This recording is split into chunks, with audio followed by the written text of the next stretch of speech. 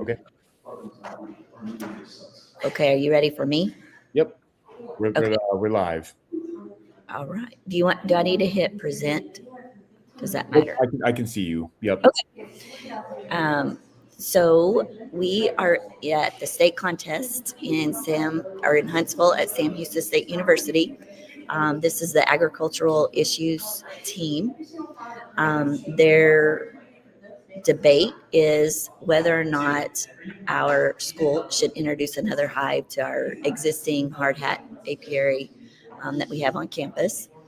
The goal of the contest is that you have 3 pros and 3 cons, and then they debate that as a forum. And then at the end of the contest, typically they have 5 minutes worth of questions. However, at the state level, they will be given 10 minutes worth of questioning. So our goal today is that they are fully prepared for accurate answers to questions. And so, and also input on their presentation. At this point, we probably don't want to change too terrible much, but they present at just after 2 this afternoon. And I think they are ready to begin. Does that sound okay, Dr. Slater? Yep, I think we're ready to go.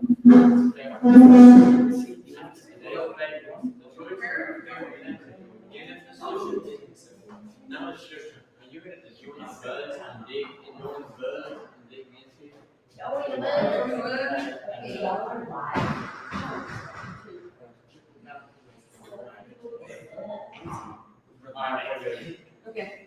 You want to introduce yourselves first? Yep. We just do it. Wait, so they're all here? Yes. They are. You're live. Just introduce yourselves. And then we need to set up like you're at the contest. All right. I'm Brampton Collins. I'm a sophomore. I'm Clifton Early. I'm a junior. I'm Jane Johnson and I'm a senior. I'm Carson Armstrong. I'm a junior. I'm Adeline Zindy and I'm a junior. I'm Parker Combs and I'm a sophomore. I'm Sean Richardson and I'm a senior. And you are White Oak FFA Ag Issues team. In the here? Yes. Like this?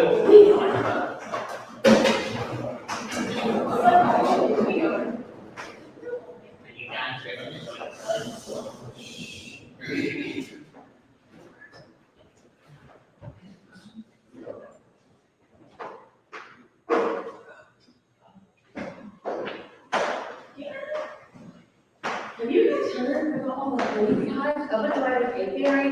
I think there's 7 and they want to add even more. Yeah, I wanted to see for myself yesterday that there were so many of those dang buzzards. There must have been a million. That is just ridiculous. We don't even need all those bees. The native bee pollinated enough already. I completely agree. We can't let those bumblebugs destroy our ecosystem.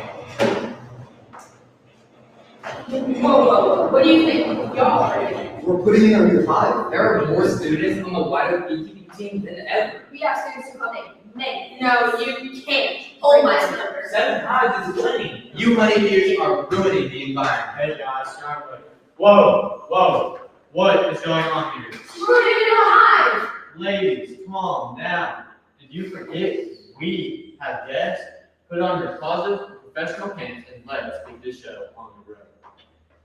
Ladies and gentlemen, welcome to the White Oak Agricultural Issues Symposium. Today, our team is diving into a question that's buzzing across agriculture and conservation alike: the role of honeybees in our world. On one hand, honeybees are heroes, right? Fueling agriculture, boosting the economy, and sweetening our lives. On the other hand, they may be pushing native pollinators to the sidelines, altering fragile ecosystems that native wildlife and flora depend on for their very own survival. So, here's the real debate. Should White Oak FFA add another hive to our own hard hat honey apiary, or will the addition of one more hive tip the balance of nature right here at home? Imagine walking into your local grocery store and seeing half the produce section gone. No apples, melons, or berries. Without honeybees, our shelves would just look emptier. Prices would skyrocket, and suddenly, fresh food becomes a luxury. But it's not only produce that would take a hit. Meat and dairy would also be affected due to the fact that honeybees pollinate the crops livestock depend on for food. Honeybees pollinate over 90 crops in the U.S., fueling everything from almonds to blueberries. That work adds up to $50 billion. And yes, that's billion with a B. And and studies prove that even with wild pollinators, fields without managed honeybees fall way short on yield. In fact, entire industries like almonds in California would collapse without them. The USDA makes it clear, honeybees keep our food supply both diverse and affordable. Closer to home, they pollinate our school garden too. Prove that their impact stretches from our campus to the country. And when you think about global food security, honeybees aren't just helpers. They're lifelines for billions of people. Simply put, honeybees are essential to feeding the world. Wow, that's a lot of impact. With rising prices and inflation, a fruitful harvest is very important for our nation. Now, let's hear a strong point from our coincide. Sure, honeybees help the crops. Let's not forget they aren't even from here. European settlers brought them over in the 1600s, and adding one hive means bringing in anywhere from 15 to 50,000 bees, competing with natives for every single flower in sight. That kind of competition can leave natives hungry and ecosystems struggling. Exactly. Natives call them white man's fly because they sit as outsiders on this continent. And while the pro side brags about essential honeybees, let's be clear. The U.S. already has 4,000 native species of bees, including 700 right here in the state of Texas, that have kept ecosystems thriving long before imports buzzed in. Many of these species are now declining, and honeybees aren't helping. Many native bees are even more efficient pollinators, like bumblebees, which can do buzz pollination that honeybees just simply can't. So the real question is this: by propping up our fields with honeybees, are we overloading fields? By overloading our fields with honeybees, are we propping up an imported species at the expense of silencing the native pollinators that surely belong here? Thank you, speakers. So the question we face is this: how do we balance the clear benefits of honeybees with potential costs to our native pollinators? Now, let's hear more from each side as we dig deeper into this buzzing debate. Our Harvard Honey Apiary isn't just about honey. It's a living classroom for our school, FFA chapter, and community. By pairing our hives with wildflower patches, we create many win-win situations, including plants get pollinated, native plants get restored, and students get to see environmental stewardship in action. According to the National Honey Board, student-led apiary projects have a boosted STEM engagement by 30% in pilot programs. Just imagine the hands-on science, technology, engineering, and math a student can gain by managing a hive. You don't get that from the textbook.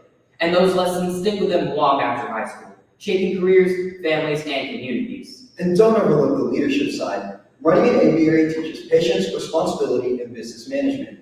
Students monitor hive health, track production, all the while solving real-world problems. Adding another hive isn't just about honey. It's about education, conservation, and building the next generation of environmentally conscious leaders. Teaching the next generation of environmental leaders is crucial for the survival of our ecosystem and our world today. Adding another hive means hands-on STEM learning, conservation, and a thriving school garden. Let's hear from the other side of this debate. Adding another hive might make a flashy classroom project, but let's be real about what honeybees bring with them: diseases and parasites. One sick hive today, even a perfectly healthy looking hive, can bring new diseases like the four-ring disease and nosema. And one sick hive today can ripple into declining native populations tomorrow. Totally. Research shows honeybees act as vectors for disease delivery, weakening native populations, reducing biodiversity, and threatening long-term ecological stability. So while introducing another hive might boost STEM engagement or pollinate school crops, we're left asking, what happens when short-term gains create long-term ecological costs? And remember, this isn't just a bee problem. Weak native pollinator populations harm the plants they pollinate, the animals that rely on those crops, and the balance of entire ecosystems. Once these ecosystems shift, recovery is slow or even impossible.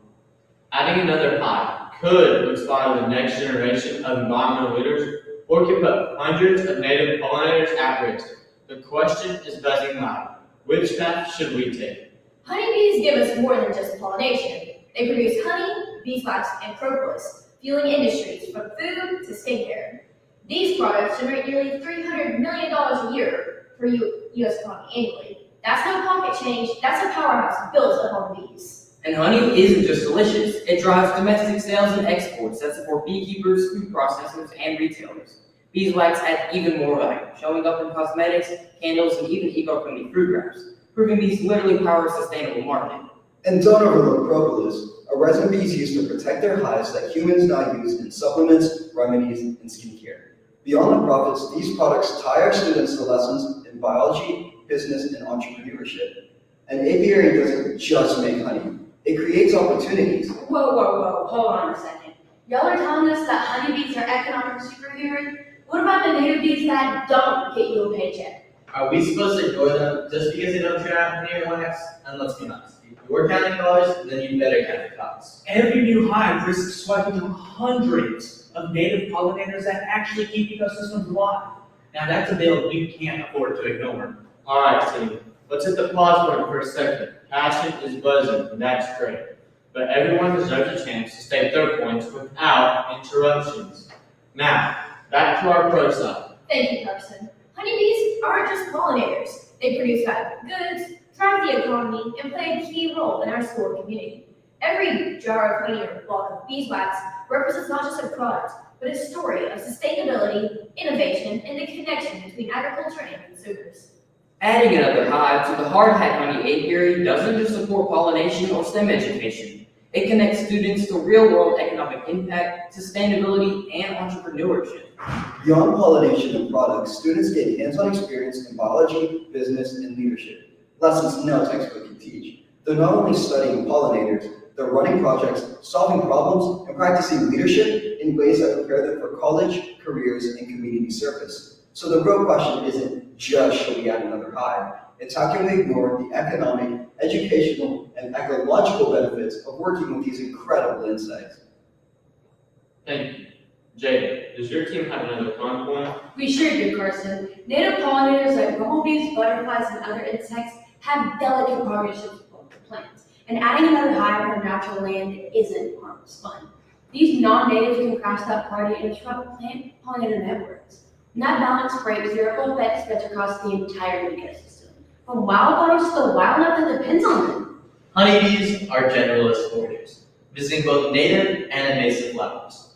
This can help invasive species gain the upper hand by outcompeting natives, altering soil chemistry, and blocking sunlight. And once invasive species gain the upper hand, it's almost impossible to pull them back, blocking ecosystems in a downward spiral. Native pollinators also avoid flowers constantly visited by honeybees, reducing pollination for plants that rely on them.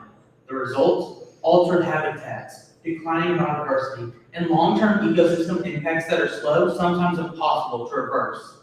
And the worst part is, these losses aren't just environmental issues. They threaten food webs, local agriculture, and even the resilience of our community landscapes. Hey now, we're also restoring habitats with wildflower patches, which are giving more native bees just as much of a chance, alongside our honeybees. A wildfire patch can help, yes, but it can't undo the ecosystem ripple effects caused by 1,000 honeybees visiting both native and invasive plant species. Careless hive placement can cause way more harm than good. So the real question for our hard hat honey apiary is this: are we enriching nature or unintentionally hijacking? And remember, it's not just the honey, it's the harmony. Thank you, speakers. We've heard powerful arguments on both sides. Support for honeybees as agricultural engines and hands-on educators, and concerns about their impacts on native pollinators and ecosystems. Now, it's time for each side to summarize their case before we leave it up to the audience to decide. Pro side, you're up first. First, honeybees are critical pollinators. Right here at White Oak, they keep our shelves stocked, keep prices within reach, and give students a visible connection between agriculture and their food. And let's not forget, honeybees also contribute billions of dollars to agriculture annually. Second, our apiary is way more than a box of bees. It's a living classroom. Students learn STEM concepts, responsibility, and environmental stewardship while actively managing hives. They practice math while tracking hive growth, apply biology while checking bee health, and gain leadership skills as they work together. The apiary teaches more than science. It prepares students for careers, families, and communities. And finally, honeybees do more than pollination. They create products of value and opportunity. Honey, beeswax, and propolis support local economies, fuel industries from food to skincare, and tie our students to lessons in biology, business, and entrepreneurship. Managed wisely, an apiary is more than an agricultural project. It's a training ground for sustainability, leadership, and innovation. Honeybees aren't just insects. They're educators, economic contributors, and partners in our future. 1. Let's not forget, honeybees aren't from here, And adding one hive means bringing in anywhere from 15 to 50,000 bees, competing with over 4,000 U.S. native bee species, including hundreds right here in the state of Texas. And when honeybees monopolize core resources, natives get pushed aside, their behavior changes, and survival becomes even harder. Every single flower that honeybees take is one less opportunity for those natives to thrive. 2, every new hive, even healthy looking ones, is introducing foreign diseases like deformed wing virus and nosema, and this can risk the lives of many native species. 3, hive placement matters. Setting hives near natural lands disrupts plant pollinator networks and fuels the spread of invasive species. Honeybees as generalists pollinate both native and invasive plants. That means invaders get stronger, displacing natives, altering soil, blocking sunlight, and disrupting water cycles. Once these ecosystems shift, recovery is slow or even impossible. Adding another hive may help us today, but it risks reshaping habitats for several generations to come. So, should we add honeybees to the mix? The answer isn't black and yellow. It's about balance, care, and long-term stewardship. And after today's debate, the choices are clearer than ever, even if the solution isn't simple. Now it's your turn.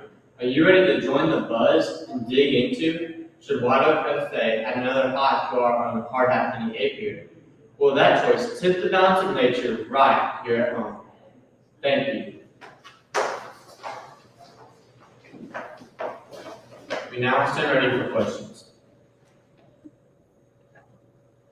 Okay, are there any questions in the chat?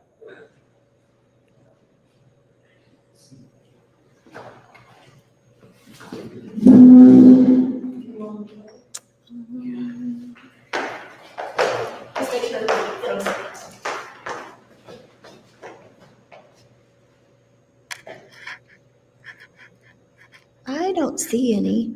Okay, I'm not seeing any questions either. Oh, I got one right here. Okay, the Kirk said recent honeybee colony loss has been very high. What specific steps will you do to protect your colonies? Some of the steps that we take to protect our colonies would be to check them every once in a while, make sure they're being healthy and getting around. And then one thing we do is we treat them for mites and And then, of course, this time of year, whenever they're cold, we'll give them sugar water. That way, they have plenty of food and plenty of resources.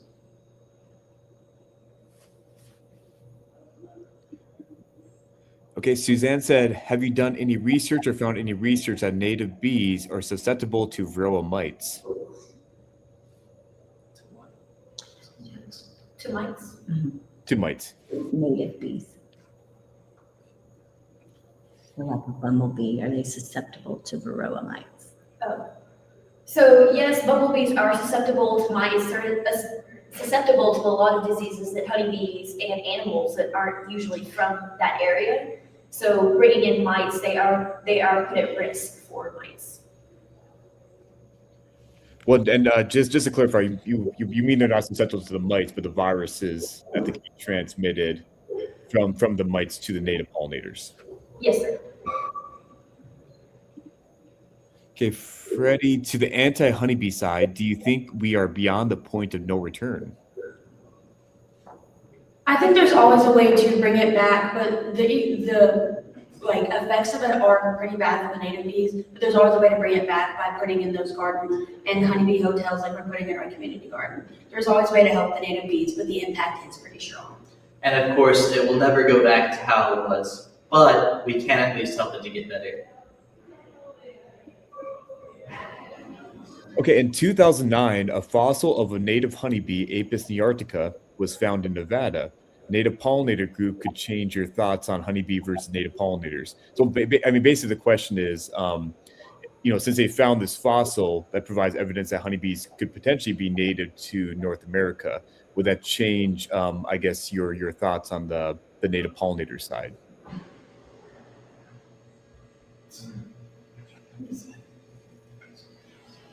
It would change a little bit, but there are like certain types of honeybees that could be from here, but we know that most were brought over from different parts of the world, including Europe. So the bee might have been brought here by chance, but it is a good chance that it could have been native, and we just don't know yet. And then it's a fossil now, so it's no longer around either.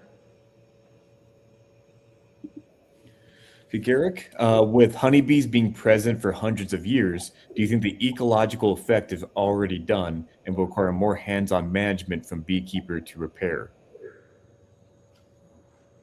I think for the most part, the quote-unquote damage is already done, but there's always ways to go back and fix that. So, like the things that we have said before, like putting in those honeybee hotels, planting those native plants, and giving them gardens to allow them to pollinate. So, Kirk, Texas is recognized as an Africanized bee state. What are your strategies to keep your colonies from becoming Africanized? So African bees were brought over from Africa, but we've noticed that they've been moving up a little bit. But one way to protect your hives from becoming Africanized is to check them regularly.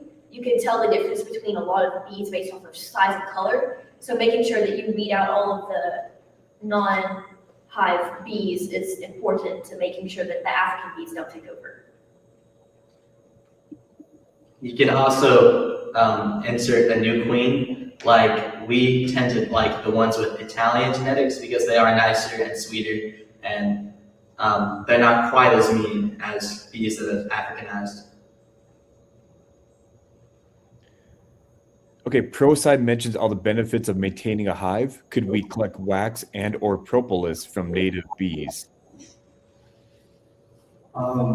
Realistically speaking, we might be able to, but it'd be very little to the amount that we could get from honeybees. So it's better to honestly just leave them alone compared to reaping the benefits off of honeybees. It's hard to take stuff from native pollinators because they're not like, we don't keep them in a hive. You find them under like trees and shrubs and stuff. And for us to go in there and mess with their hive, when it's better just for us to leave them alone and just use our honeybees because they ain't gonna produce as much as honeybees will. Honeybees have been bred specifically for thousands of years by Egyptians, Romans, Greeks, and pretty much all over the world to produce as much honey as they do and to produce extra propolis and wax so that people can harvest it. But native bees haven't had that input from people. There's only about, I believe the number is 5% of honeybees that can actually produce enough honey that is actually helpful to humans. And the other 95% can't produce enough that we can use. Let's see. Garrick said, is there a safety concern from students and faculty on school property in regards to having additional colonies? His follow-up was, and if so, how do you plan on addressing those concerns? So obviously there's going to be concerns with people being allergic and bees getting into places where they shouldn't be, but it's just a matter of us telling everyone that the honeybees are there and advocating for them and knowing that the bees are there and knowing that people who are allergic should most likely stay away, especially like the elementary students should stay away from our honeybee hives, at least for now with that list. And then we do have our hives a little ways away from the campus. But again, that doesn't really stop them. For example, one of our 7 hives swarmed, and we think we found it in the elementary vents, but we're dealing with it. I have a question. So I guess when you think about native pollinators, I guess one, how much do we know about native pollinators, not only in Texas, but across the US? Like, do we have a good idea about the native pollinators? And then 2, what are the major drivers of native pollinator losses and becoming endangered? Like would your argument be that it's primarily honeybees, or are there other drivers of native pollinator losses? So there are a lot of things that can affect the native bees being moved. Honeybees are one, but a lot of plantation farms can also be another due to the fact that native bees can't pollinate all the crops that honeybees do. And another one of those things would be deforestation, so building new homes and taking away those bees' habitat. Urban landscapes are also a very big part. If you see big cities like Dallas, there's not going to be a lot of honeybees because there's so much concrete everywhere. Mm-hmm. So honeybees aren't the only reason why they're becoming few and far between, but they are a very large reason. Mm-hmm. Yeah, and one thing I would mention is, 75% of native pollinators are ground nesters. So you guys mentioned habitat fragmentation, also, pesticides. Some of these pesticides can be long live in the soil in other parts. Kirk said, how much expense will adding a new hive add to your budget, and where will you get the money? Adding another hive could be anywhere between $300 to $600, and we got all our hives from like donations from like people around to help us. And as of right now, I think we're just going to keep getting more donations, or we'll eventually get our own.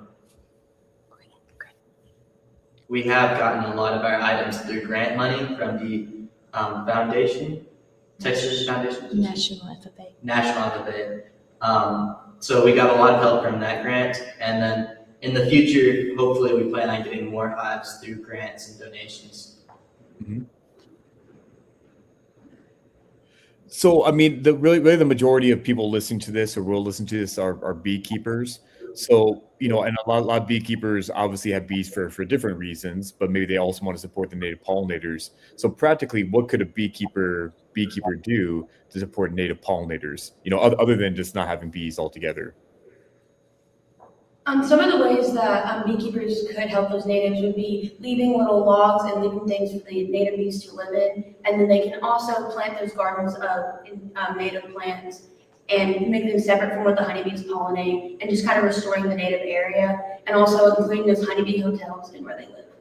But also at the end of the day, the best thing to do, honestly, for native bees is to just kind of leave them alone, because they have been working on their own for thousands of years, and so they'll keep them with the ways that they've done stuff in the past.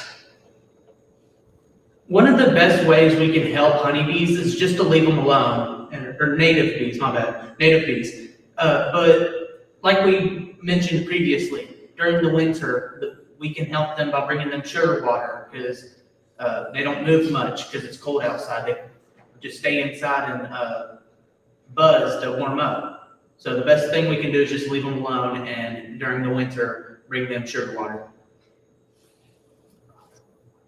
Yeah, and one thing you could also mention is, I guess the major concern is not necessarily the over competition, but more the viruses. Beekeepers could better manage their viral levels, for example, or breed bees that can tolerate some of the viruses, and that could be one way to deal with some of the issues, not only for the beekeepers but also indirectly onto the native pollinators. Freddie, do you think we can feed the nation solely on native pollinators and wind-pollinated crops? So native pollinators actually don't produce a lot of honey, so it would be really, really hard for us to feed the country their honey or propolis, because they don't produce nearly as much as the honeybees do. And I would also say it'd be really difficult because most of the economy is based off of plantation farming, and that's for the honeybees. Because as a country, we use a lot of excess crops and stuff that we didn't always have. So I don't think it would be 100% possible for native bees to solely keep up the crop economy. Personally, I would say yes, but that's because I used to give a speech over how the vast majority of food poverties and food deserts aren't actually caused by the production of food, but by the waste of it. I think the number upped itself from 85% a few years ago to 90% this year. But 90% of crops get wasted or thrown away before they ever even make it to the supermarkets and stores. So I would say yes, because such a large number of food is getting produced and just isn't getting sold. So I don't think the honeybees are necessarily required to continue producing that number of food if we just stop wasting so much of it. Well, let's say, do an example. So let's say take honeybees out of the whole kind of crop system. Could native pollinators replace that pollination, even if there is that food waste problem? Like is there a way to supplement these areas with managed native pollinators or plant forage to increase native pollinators to support about 1/3 of what we eat that's directly pollinated by honeybees? The native bees will never be able to pollinate quite as much as the honeybees, just because of how many honeybees there are and how many have been introduced. Okay, so Omar had a question. Honeybees are among the most widely used and broadly managed insects for commercial pollination. However, that efforts currently exist to support and scale conservation or management programs for native pollinators at a large scale. Or what efforts? Can you rephrase the question? Sure. Yeah. So what efforts currently exist to support conservation of native pollinators on sort of a large scale? We can help by not planting as many large plantation crops as well as deforestation. I mean, there's on a large scale level, it would have to be lots of land and lots of habitats that are being saved or put aside for native pollinators to have a wide term effect. Yeah, are there any specific programs? I think the question is, I think like Bee City USA, Xerces. I'm not sure exactly what Xerces are doing. Maybe it's more focused on habitat improvement. But are you guys aware of any current programs like focus on conservation of native bees? Most likely there is, but none that we have researched, so we'll have to get back to you on. Scouting America, formerly the Boy Scouts of America, does have several programs known for conservation. In fact, the entire program's biggest thing is conservation. I've done several projects in it myself, and there are a lot of programs in there to help native pollinators or native insects. I believe the venturing part of the program allows larger animals as well, but they have a lot of programs and resources to help out insects and a lot of native pollinators. Okay, got a lot of questions coming in. Let's do this one. How many centuries does it take for imported bees to be considered native? Haven't these bees adapted to the environment and vice versa? Are there things we can do to help all the pollinators to coexist? So this is one that I actually researched just a few weeks ago. They'll never be considered native to the US.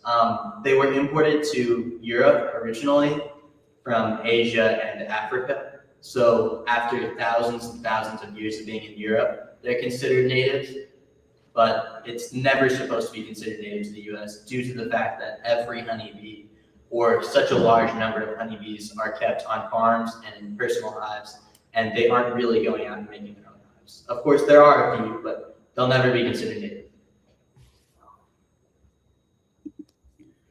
Kirk, how do you think the development of self-pollinated plant species, such as almonds, will eventually limit the value of honeybees as pollinators?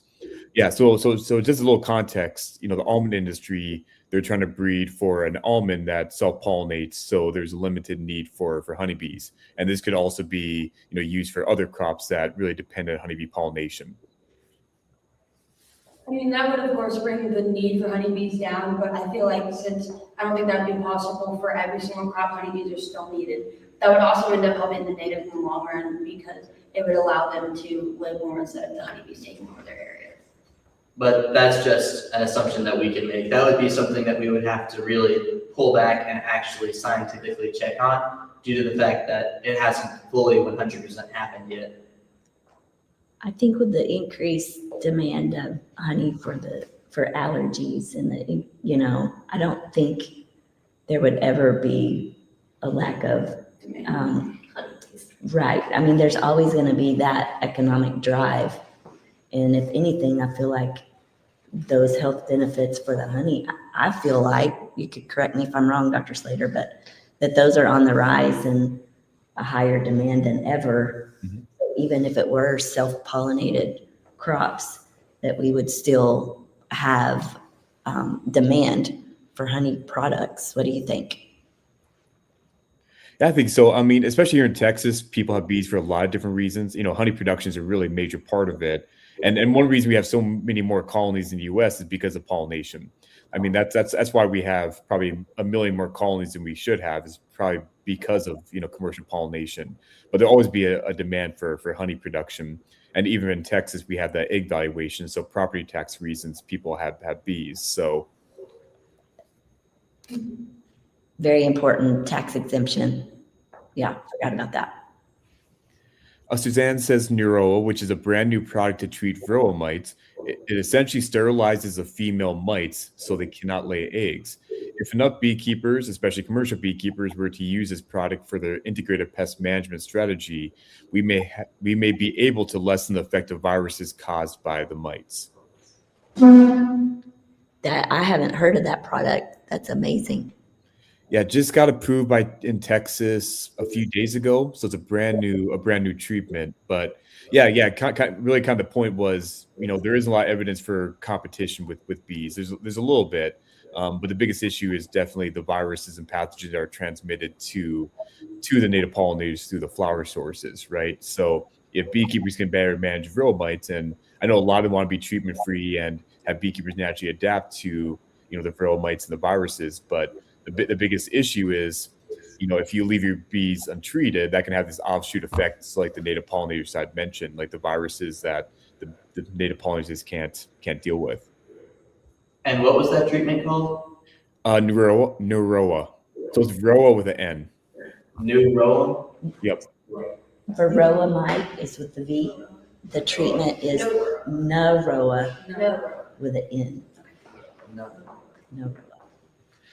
Heather had a question. Can you explain the difference between a native species versus invasive species versus naturalized species? So natural species are species that have been in one place their entire lives. Like that's where we, at least as far as we know, have originated from. Whereas invasive species are species that have been taken or that have been like gathered over and are like forcing the native species out of their homes. And then naturalized, I guess we could consider honeybees almost naturalized because they've been around in the US for so long, but are not actually from here, but they're also not invasive necessarily anymore.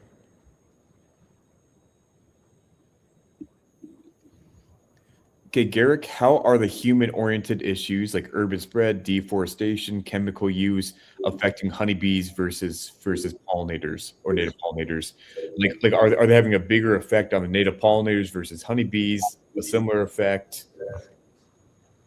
They're having a much larger effect on native bees due to the fact that, as far as I'm aware, there's no beekeepers for native bees, but there are beekeepers for honeybees. So they're keeping their habitats and their homes. While they might have slightly less food, but the native pollinators are losing their homes as well as their food.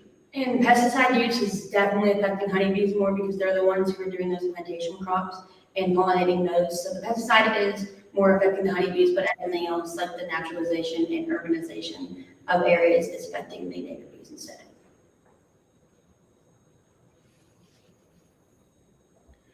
Okay, I'm just going through here if there's any other questions. I think that's everything, unless anybody else has any other questions. I was just going to make a comment, Garrett. Yeah, go for it. Y'all did a good job. Thank you so much. You guys did a fantastic job. Thank you.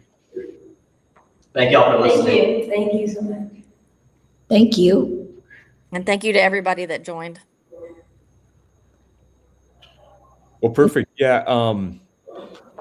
I'm gonna have this all posted on YouTube. So if you had a chance to watch the live session, it'll be on YouTube. So if you guys want to share it with anybody, feel free to share it. It'll be at Tamu Bees. But really appreciate it and good luck. Thank you. Thank you.